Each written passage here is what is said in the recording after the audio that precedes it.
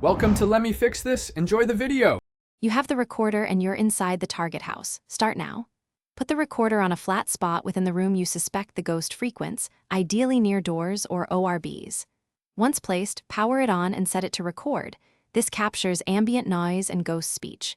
Make sure you and your partner give space. Don't crowd the device. The why? The recorder picks up quieter vocal cues than live listening, giving you evidence without risking a hunt trigger. Once the recorder is rolling, be deliberate.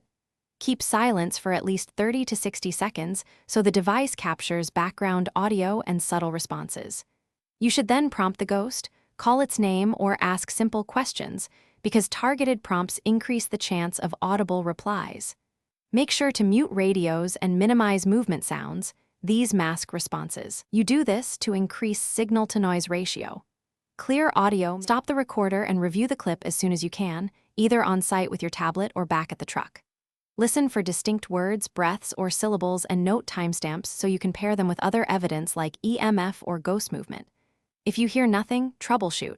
Verify the device was switched on, check it wasn't placed too far from activity, and eliminate background noise sources.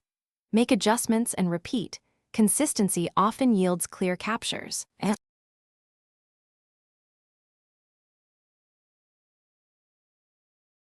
Thanks for watching. If you found this helpful, don't forget to like and subscribe.